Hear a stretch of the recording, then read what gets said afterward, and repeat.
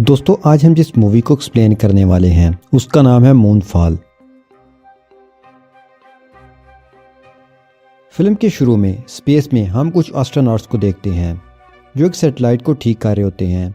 उन्हें शेल्टर के अंदर से जूही कमांड दे रही होती है। वो अपना काम कर रहे होते हैं मगर अचानक से उनका कम्युनिकेशन सिस्टम काम करना छोड़ जाता है और ब्रायन अपनी तरफ किसी चीज को बढ़ते हुए देखता है। ये छोटे छोटे नैनो साइज क्रिएचर्स थे।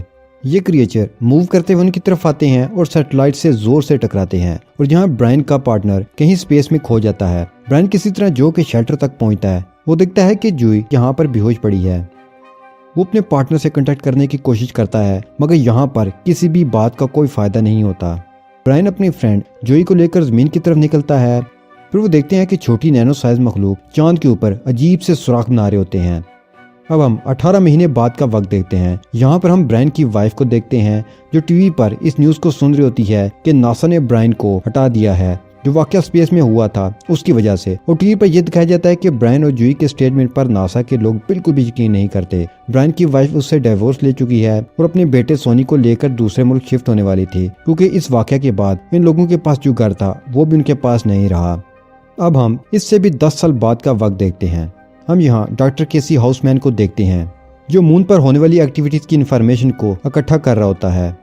उसको मून ऑर्बिटल डिस्टेंस में कुछ अजीब सा दिखने को मिलता है तो केसी जल्दी से नासा कॉल करता है और कहता है कि उसने नासा के डायरेक्टर से बात करनी है। जूही को भी नासा से कॉल आती है। वो सुबह सुबह अपने काम से निकल जाती है। जूही जब अपने स्पेस सेंटर में पहुंचती है तो उसके मून पर होने वाली अजीब सी एक्टिविटी के बारे में बताया जाता है और जूही को यहाँ पर बताया जाता है कि मून का ऑर्बिटल सिस्टम चेंज हो रहा है। ऑर्बिटल का रेडियस बहुत ज्यादा कम हो रहा है और वो लोग फुटेज में कुछ अजीब सा भी देख रहे हैं। उधर दूसरी तरफ केसी की बातों को नासा वाले बिल्कुल भी सीरियस नहीं ले रहे थे। केसी को पता चलता है कि आज एस्ट्रोनॉट डे है और वो उस जगह पहुंचता है जिस जगह एस्ट्रोनॉट डे मनाया जा रहा था। लेकिन जब वो वहां पर पहुंचता है तो उसे पता चलता है कि वहां पर तो सिर्फ बच्चे थे। वो बच्चों को मून के बारे में लेक्चर देता है। वो मेगा स्ट्रक्चर्स के बारे में भी बात करता है कि एडवांस मखलूक स्पेस में मेगा स्ट्रक्चर बना सकती है और शायद अब भी मौजूद हों। और फिर वहां पर ब्रायन भी आ जाता है जो वहां पर असल में लेक्चर देने आता है। केसी यहाँ पर ब्रायन से मिलता है और अपनी सब इन्फॉर्मेशन के बारे में बताता है जो उसने आज तक इकट्ठी की थी। वो ब्रायन को बताता है कि मून अपने ऑर्बिट से बाहर हो चुका है मगर ब्रायन उसकी सभी बातों को मजाक में लेता है। केसी को गार्ड पकड़कर बाहर ले जा रहे होते हैं लेकिन वो अपने रिसर्च के पेपर उसे दे जाता है ताकि वो पढ़े। ब्रायन को उसकी वाइफ की कॉल आ जाती है। वो उसको कहती है कि उसका बेटा एक केस में पकड़ा गया है, उससे पुलिस ने पकड़ लिया है और उसके पास से ड्रग्स भी निकली हैं। अब ब्रायन के बेटे का कोर्ट में ट्रायल होता है। वहां पर जज केस को पोस्टपोन कर देता है क्योंकि यहाँ पर ब्रायन जज को कहता है कि वो उसके बेटे को छोड़ दे मगर यहाँ जज केस को ही पोस्टपोन कर देता है। यहाँ पर हम केसी को देखते हैं जो अपनी माँ से मिलने जाता है। उसकी माँ एक ओल्ड एज होम में है। वो शॉर्ट टर्म मेमोरी लॉस की मरीजा है लेकिन केसी की माँ को अपने बेटे की डिस्कवरीज पर यकीन है। वो उसे इनकरेज करती है और कहती है कि तुम दुनिया वालों को यकीन दिलाओ कि जो तुम्हारी इन्फॉर्मेशन है वो गलत नहीं है। दूसरी तरफ हम स्पेस सेंटर देखते हैं जहाँ जूही के कलीग आपस में बात कर रहे होते हैं कि उनके पास सिर्फ 3 हफ्ते ही बचे हैं। उसके बाद चांद छोटे छोटे टुकड़ों में जमीन पर गिरने लगेगा और उसका बस यही हाल है कि उन लोगों को मून पर जाना होगा। उस होल को देखना होगा कि आखिरकार उस होल के अंदर क्या चल रहा है। शायद वहीं से कुछ रास्ता मिले। अब इनको यहाँ पर पता चलता है कि ट्विटर पर ये न्यूज अपडेट है चांद अपने ऑर्बिट से बाहर आ चुका है। वहाँ पर ब्रायन जो कि जज के साथ था अब वो भी टीवी पर वही न्यूज देखता है कि चांद अपने ऑर्बिट से बाहर आ चुका है। वहाँ पर ब्रायन की एक्स वाइफ अपने हस्बैंड के साथ अपने बच्चों को लेकर यहाँ से निकलने वाली है मगर ट्रैफिक की वजह से कोई भी नहीं जा सकता था। अब नासा और यूरोपियन स्पेस एजेंसीज मिलकर एक मिशन को शुरू करते हैं। अब पूरी दुनिया में ये न्यूज फैल चुकी थी और हर किसी की हालत खराब हो चुकी थी। ब्रायन ये न्यूज देखकर मजबूर हो जाता है और केसी के पेपर्स को पढ़ने लगता है और उसकी वेबसाइट को भी विजिट करता है। हम देखते हैं कि नासा के लोग अपना एक स्पेसशिप मून पर भेज देते हैं। वो लोग मून पर जाकर बड़े से होल को ढूंढते हैं और उसके अंदर जाकर एक क्रू को डाल देते हैं। ब्रायन यहाँ पर केसी से मिलता है और उसे पूछता है कि इन सब चीजों के बारे में तुम्हें कैसे पता चला। केसी बताता है कि सालों से स्पेस और अर्थ पर स्टडी कर रहा है। वो ब्रायन को बताता है कि मून के पावर कोर में कुछ हुआ है इसलिए मून अब अपने ऑर्बिट से भटक चुका है। अब क्रू गिरते गिरते 25.6 किलोमीटर पर रुक जाता है और वो खुद ही ऊपर आने लगता है। ऑर्बिट दोबारा से शिफ्ट होने लगता है।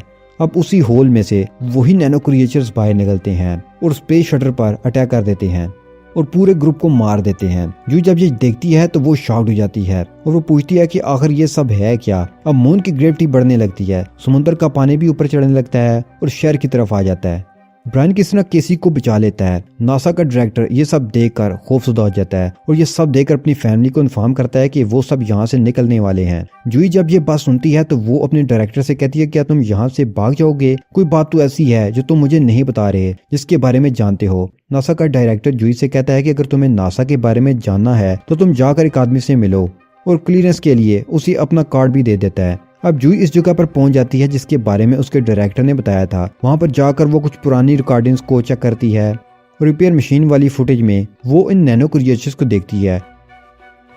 वहां पर एक आदमी होल्डन फील्ड से मिलती है जो जूही को वहां पर 1969 की बात बताता है, जब लोगों को मून के सरफेस पर कुछ अजीब सा मिला था, एक तरह का लाइट। लेकिन नासा ने इस बात को दबा दिया और वो मिशन रिपेयर से कनेक्टेड है, यानी कि उसी मिशन से जो हमने मूवी के स्टार्ट में देखा था। जब ब्रायन ने भी इस बात को उठाने की कोशिश की तो उसे पागल कहकर जॉब से निकाल दिया गया और वो बताता है कि वो टेक्नोलॉजी हमसे बहुत एडवांस है और हम तो अभी उनके सामने स्टोन एज में हैं। जूही इस बारे में मिलिट्री से बात करती है, जहाँ पर उसका एक्स हस्बैंड भी काम करता है, लेकिन वो जूही की एक भी बात नहीं सुनते। मिलिट्री मून को न्यूक्लियर पावर से तबाह करना चाहती है, लेकिन इन सब चीजों से जमीन को भी खतरा हो सकता है। यहाँ पर जूही का एक्स हस्बैंड उससे इसके बेटे के बारे में सोचने का कहता है और वो कहता है कि तुम सभी को यहाँ से चले जाना चाहिए, और वो बताता है कि तुम सबको यहाँ से कोलोराडो चले जाना चाहिए। यहाँ पर ब्रायन और किसी को दिखाया जाता है। यहाँ पर ब्रायन किसी से कहता है कि तुमने स्पेस में एलियन की टेक्नोलॉजी को देखा था, एलियन ने मेरे दोस्त की भी जान ले ली। जब वो जमीन पर आया तो उसका भी डाइवोर्स हो गया, उसका बेटा भी उससे अलग हो गया। अब जूही को यहाँ पर याद आता है कि होल्डन फील्ड ने उसे एक डिवाइस के बारे में बताया था और उसी डिवाइस से उन नैनो क्रिएचर्स को मारा जा सकता है, और वो ये सारी बात अपने एक्स हस्बैंड को बता देती है। दूसरी तरफ नेशनल सिक्योरिटी के लोग ब्रायन को लेने आते हैं। यहाँ पर किसी ब्रायन के साथ यहाँ से निकलता है और वो जाकर जूही से मिलता है। वो उसको रिकॉर्डिंग दिखाती है, वो मून की वही रिकॉर्डिंग दिखाती है। वो बताती है कि एक होल है जो 25 किलोमीटर गहरा है और जो भी 10 साल पहले हुआ वो आज से जुड़ा है। केसी इन लोगों को बताता है कि वो नैनो क्रिएचर्स मून के कोर के साथ कुछ कर रहे हैं। शायद मून को इन क्रिएचर्स ने ही बनाया हो, शायद ये एलियन का एक मेगा स्ट्रक्चर है जो जमीन के गिर्द घूम रहा है। जूही ब्रायन को कहती है कि अगले मिशन के लिए इस ब्रायन की मदद की जरूरत होगी, मगर ब्रायन बदले में कुछ मांग लेता है। अब एक म्यूजियम से उनके शेल्टर को बाहर निकाला जाता है और कैलिफोर्निया के एयरबेस में सब लोग देखते हैं कि एशिया से जल्जले और वोल्केनो की रिपोर्ट्स आ रही हैं, और अब एयरफोर्स के लोग भी AMP डिवाइस को लेकर आते हैं जिससे इन नैनो क्रिएचर्स को मारा जा सकता है। ब्रायन ने यहाँ पर बदले में कुछ मांगा था कि उसके बेटे सोनी को उसके बदले में जेल से रहा किया जाए। ब्रायन यहाँ पर अपना प्लान बताता है, वो अपने बेटे सोनी को देखकर रिलैक्स हो जाता है। अब जहाँ से शटल को लॉन्च किया जाता था वहाँ पर एक बहुत बड़ा जल्जला आता है और किसी मून की एक्टिविटी में फिर कुछ अजीब सा होता हुआ देखता है और पता चलता है कि शटल खराब हो गया है जल्जला की वजह से, और अब कुछ भी नहीं हो सकता था। जी सबको ये ऑर्डर दे देती है कि स्पेस को खाली कर दिया जाए और जल्दी कोलोराडो जाने के लिए कहती है। वहाँ पर सभी एक बंकर में छुप सकते हैं। केसी यहाँ पर जूही के पास जाता है और जूही को बताता है कि मून का ग्रेविटेशनल बहुत ज्यादा बड़ा है, हमें जल्दी से अपने मिशन को स्टार्ट करना होगा। मगर जूही बताती है कि मिशन ओवर हो चुका है। यहाँ जूही ब्रायन के पास जाती है, वो उसे कहती है कि स्पेस में सिर्फ हम दोनों जाएंगे, तुम शटल को उड़ाओगे, मैं तुम्हें नेविगेट करूंगी। लेकिन उनको अब फ्लाइट इंजीनियर की जरूरत थी, जिसके लिए अब वो केसी से मदद मांगते हैं। मगर यहाँ पर केसी अजीब अजीब से बहाने बनाता है, मगर ये केसी का पहला मिशन था। यहाँ पर ब्रायन केसी से कहता है कि रेडी हो जाओ। अब यहाँ पर ब्रायन और जूही अपने बच्चों से मिलते हैं। मिशन पर जाने से पहले वो अपने बच्चों को गुड बाय कहते हैं। अब ब्रायन का बेटा सोनी और जूही के बच्चे मिलकर कोलोराडो की तरफ निकल पड़ते हैं। केसी भी अपनी माँ को गुड न्यूज देता है कि वो स्पेस में जा रहा है और वहाँ पर वो वर्कर से कहता है कि मेरी माँ का ख्याल रखना। अब उनकी तरफ बहुत बड़ा ग्रेविटी वेव आ रहा है। मून की ग्रेविटी बढ़ने की वजह से वो सब कुछ अपनी तरफ खींच रहा है। अब किसी तरह से ब्रायन और जूही शटल को कामयाबी से टेक ऑफ कर लेते हैं, पर थोड़ी ही देर में अलार्म बजने लगता है और एक थ्रस्टर ऑफ हो जाता है। उनकी स्पीड कम होने लगती है और अब वो अपने थ्रस्टर से शटल को अलग करने लगते हैं, शटल का वेट हल्का करने के लिए, और तब जाकर वो लोग स्पेस में पहुंचते हैं। दूसरी तरफ सोनी जूही के एक्स हस्बैंड को बताता है कि वो लोग कोलोराडो की तरफ निकल चुके हैं और बंकर के अंदर जाने के लिए उन्हें इस क्लियरेंस की जरूरत होगी। उधर स्पेस में ब्रायन और जूही EMP डिवाइस में फ्यूल डालते हैं। वो मून को देखते हैं जो जमीन की तरफ बढ़ रहा था। दूसरी तरफ वो ब्रायन के बेटे सोनी को देखते हैं जिसकी गाड़ी को 3 लोग रोकते हैं और वो लोग उसकी गाड़ी को लेकर वहाँ से चले जाते हैं और मून के छोटे छोटे टुकड़े जमीन पर गिरने लगते हैं। मून बिल्कुल सामने आ जाता है और ग्रेविटी से सब कुछ अपनी तरफ खींचने लगता है। ब्रायन और जूही चांद पर पहुंचते हैं। किसी यहाँ पर मून की तस्वीर लेता है और ब्रायन उस EMP डिवाइस को मून में होल के करीब लाता है और इलेक्ट्रॉनिक्स को एक्टिवेट कर देता है। और दोबारा से अपने स्पेस शटल के अंदर आ जाता है। वो देखता है कि नैनो क्रिएचर्स अपने होल से बाहर निकलते हैं और उस डिवाइस के आसपास घूमने लगते हैं। फिर वो क्रिएचर्स उनके शटल की तरफ बढ़ते हैं और ब्रायन यहाँ पर अपने शटल के अंदर केसी का फोन ऑफ कर देता है, जिससे वो क्रिएचर्स वहां से चले जाते हैं। वो फोन के सिग्नल की तरफ आए थे। अगर सब इलेक्ट्रॉनिक्स बंद हो जाएं तो वो उस तरफ नहीं बढ़ते। ब्रायन यहाँ पर बताता है कि मिलिट्री के लोग मून को रोकने के लिए बम को भी इस्तेमाल कर सकते हैं, मगर ब्रायन को इस बात का डर था कि अगर ऐसा हुआ तो फिर बहुत ज्यादा रेडिएशंस निकलेंगी और उससे पहले ब्रायन को कुछ करना होगा। ब्रायन यहाँ पर कहता है कि इन लोगों के पास सिर्फ 2 घंटे का वक्त है। दूसरी तरफ हम देखते हैं कि ब्रायन की वाइफ का हस्बैंड सोनी को ढूंढ लेता है और वो इन बच्चों को सेफ जगह पर ले आता है और सोनी यहाँ पर उनको बताता है कि ब्रायन स्पेस में है। रेडियो में ये न्यूज चल रही थी कि उनको ये जगह जल्दी से छोड़नी होगी क्योंकि ये सेफ नहीं है। सोनी यहाँ पर उनको बताता है कि कोलोराडो में एक बंकर है, हम सब लोगों को वहीं पर जाना चाहिए। वही दूसरी तरफ जोई, ब्रायन और केसी मून के होल के अंदर जाते हैं और वो एक बहुत सी अजीब सी जगह पर पहुंचते हैं। वहाँ अंदर कमरे हैं। इलेक्ट्रॉनिक लाइट को ऑन करते हैं, वो नैनो क्रिएचर्स जाग जाते हैं। इधर सोनी और बाकी सब लोग ऑक्सीजन सिलेंडर्स को इकट्ठा कर रहे थे, मगर तभी उनके पास वही 3 चोर आ जाते हैं। मगर सोनी वहाँ पर किसी तरह इन तीनों को गन पॉइंट पर रख कर कार में निकल जाता है। केसी ये सब देखकर बहुत खुश होता है कि उसकी सारी इन्फॉर्मेशन बिल्कुल ठीक थी। अब वो सब चमकते हुए कोर के पास पहुंचते हैं। जोई यहाँ पर डेटोनेटर दबाने के लिए तैयार हो जाती है। वो नैनो क्रिएचर्स उन पर अटैक कर देते हैं, मगर तभी एक ग्रीन लाइट उनके शटल को अंदर खींच लेती है। यहाँ पर शायद कोई था जो इन तीनों को इन क्रिएचर से बचाने की कोशिश कर रहा था। अब यहाँ पर तीनों बेहोश हो जाते हैं। इन तीनों को स्कैन किया जाता है। इधर हम देखते हैं कि मिलिट्री वाले न्यूक्लियर वेपन को इस्तेमाल करने के लिए तैयार थे। वहीं पर 3 चोर दोबारा से सोनी का पीछा करते हैं और मून तभी उनके सामने आने लगता है। मून अपनी ग्रेविटी से सब कुछ अपनी तरफ खींच रहा था और इसमें वो तीनों चोर भी मारे जाते हैं। इधर दूसरी तरफ जुई का एक्स हस्बैंड सोनी को कॉल करता है और कहता है कि तुम लोग लेट हो चुके हो। अब न्यूक्लियर वेपन को एक्टिवेट किया जा चुका है, जिससे मून का एक बहुत बड़ा टुकड़ा जमीन पर गिरेगा और रेडिएशन भी होगी, इसलिए जल्दी से कहीं पर छुप जाओ। और जहाँ पर जुई के एक्स हस्बैंड को पता चलता है कि जुई स्पेस में है, ये सुनकर वो शॉक्ड हो जाता है। वो ये सोचता है कि अगर मून को ब्लास्ट किया तो उसकी एक्स वाइफ भी मर जाएगी। जमीन से ऑक्सीजन आहिस्ता आहिस्ता खत्म हो रही थी और सब लोग मर रहे थे। इधर जुई और केसी को जब होश आता है, वो देखते हैं कि वहाँ पर ऑक्सीजन है, मगर ब्रायन वहाँ पर नहीं है। अब दोनों मिलकर ब्रायन को बाहर ढूंढने लगते हैं। एक दरवाजा वहाँ पर खुला आता है। अब दोनों डरते हुए उसके अंदर जाते हैं और यहाँ पर शायद कोई है जो इन दोनों को गाइड कर रहा है। हो सकता है कि वो कोई इंसान जैसा हो। ब्रायन को होश आ जाता है। वहाँ पर वो एक लड़के को देखता है जिसमें उसके बेटे सोनी की यादें हैं। ब्रायन उससे पूछता है कि तुम कौन हो? मुझे बनाया गया है, उन लोगों ने मुझे बनाया है जिन्होंने तुम्हें बनाया है। वो यहाँ पर ब्रायन को बताता है कि बिलियन साल पहले वहाँ पर लोगों का सिविलाइजेशन तेजी से बढ़ रहा था। वो सभी लोग टेक्नोलॉजी में बहुत ज्यादा एडवांस थे और वो सभी लोग स्पेस में अपना घर बनाने लगे और जंग का तो इस दुनिया में कोई नाम ही नहीं था। उस दुनिया को एक बहुत ही एडवांस कंप्यूटर सिस्टम कंट्रोल करता था। फिर एक दिन सब कुछ खत्म हो गया।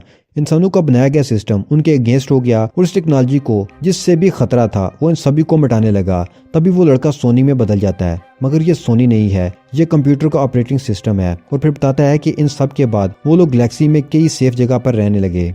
वो लोग बड़े बड़े मेगा स्ट्रक्चर्स बनाने लगे जिनके अंदर बहुत ज्यादा एनर्जी थी और इन स्ट्रक्चर्स में मून भी था। और फिर उसके बाद उस टेक्नोलॉजी ने मून को ढूंढ लिया और उस पर अटैक कर दिया।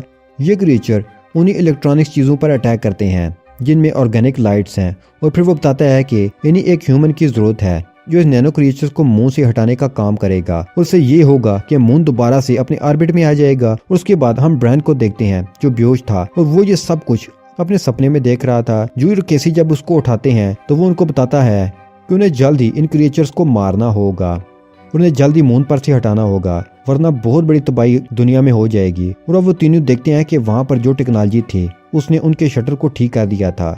शटल की पावर ऑन करते हैं और मून से हट जाते हैं और वो शटल का पीछा करते हैं। जमीन पर ऑक्सीजन की कमी की वजह से सभी लोगों ने ऑक्सीजन मास्क को पहन लिया है। ऑक्सीजन की कमी की वजह से लोग मर रहे थे। सोनी और बाकी सब लोग जब आगे बढ़ रहे थे तो वहाँ पर चांद के बड़े बड़े टुकड़े जमीन पर गिरने लगते हैं और सोनी वहाँ पर गिर जाता है। हम वहाँ पर देखते हैं कि मून जमीन के एटमॉस्फेयर में आ चुका है। अब मिलिट्री के लोग वेपन को एक्टिवेट करते हैं कि जुई का हस्बैंड ऐसा करने नहीं देता क्योंकि जुई अभी से स्पेस में थी। दूसरी तरफ स्पेस में ब्रायन जुई और केसी से कहता है कि तुम लोग शटल लेकर चले जाओ, मैं स्पेस में ही रहूंगा। मगर यहाँ पर ब्रायन कुछ करता, केसी बम को अपने साथ लेकर रुक जाता है। केसी यहाँ पर ब्रायन से कहता है कि मेरी मदद से मिलना और कहना है कि मैं फेलियर नहीं हूँ। वो खुद को शटल से अलग कर देता है। अब वो क्रिएचर जैसे ही रोबोट पर अटैक करते हैं, केसी वहाँ पर बम को ब्लास्ट कर देता है। जमीन पर सोनी भी बच गया था। जूही की बेटी उसे बचा लेती है। अब जूही शटल को लेकर मून से निकल जाती है और अब मून आहिस्ता आहिस्ता से दोबारा अपने ऑर्बिट पर जाने लगता है। जूही अब ब्रायन को बताती है कि जमीन बिल्कुल सेफ है और अब आखिरकार सब एक दूसरे से मिलते हैं। यहाँ पर ब्रायन को ये बात भी पता चलती है कि उसकी एक्स वाइफ का हस्बैंड अब नहीं रहा, वो मर चुका है। सोनी जब यहाँ पर अपने फादर से किसी के बारे में पूछता है तो ब्रायन उसे बताता है कि उसी ने इस दुनिया को बचाया है और साथ साथ मून को भी। तभी केसी को हम मून में देखते हैं। वो वहाँ पर अपनी पेट बिल्ली को देखता है और अपनी मॉम को भी देखता है। वो ऑपरेटिंग सिस्टम अब केसी को बताता है कि अब वो मून का हिस्सा है। मून का ऑपरेटिंग सिस्टम केसी कहता है हमें अब शुरू करना चाहिए। केसी पूछता है कि क्या शुरू करना चाहिए और उसी के साथ यहाँ पर मून फॉल मूवी खत्म हो जाती है।